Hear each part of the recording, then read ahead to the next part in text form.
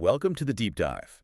Today we're going to try something a little different, a lightning-fast run through the top 5 AI news stories from this Tuesday, November 18th, 2025. But first, we should probably start with a crucial disclaimer. Right. It's important for you to know that this entire deep dive, all the research, the analysis, the whole script, was generated entirely by artificial intelligence. And we really have to move fast because the pace of AI deployment is just accelerating like crazy. Today alone, we're jumping from huge corporate deals right into, consumer safety and the integrity of our legal system. Okay, let's unpack it. Story 1, Google. The speed here is just, wow. Gemini 3 has launched only 11 months after Gemini 2. And the really big deal is the integration. It was woven directly into Google search from day one. That's a huge shift. It is. So what does that mean for the user? Well, it's all about monetization. If you're a premium subscriber, you get this new AI mode. It basically replaces the old list of links with a single synthesized answer. So they're pushing their top users onto the new platform.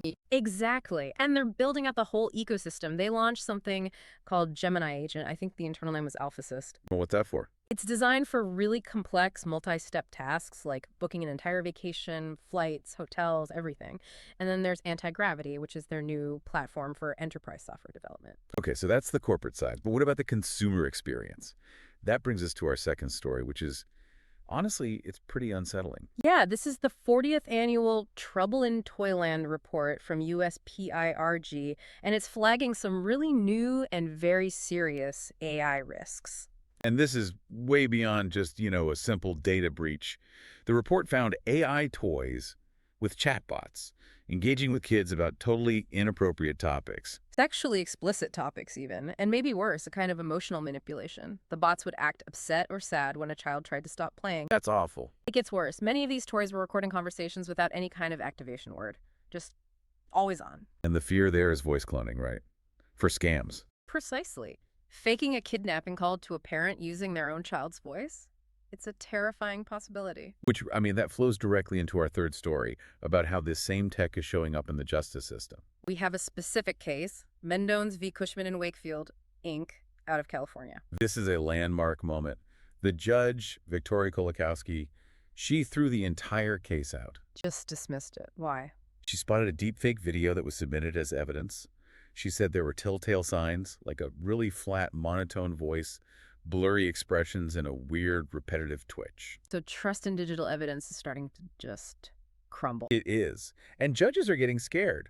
Louisiana has already passed a law, Act 250, that now requires lawyers to do reasonable diligence to make sure their client's evidence isn't fake. The burden is now on the attorneys themselves.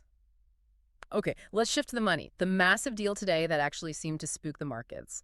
The NVIDIA, Microsoft, and Anthropic mega deal. The scale of this is.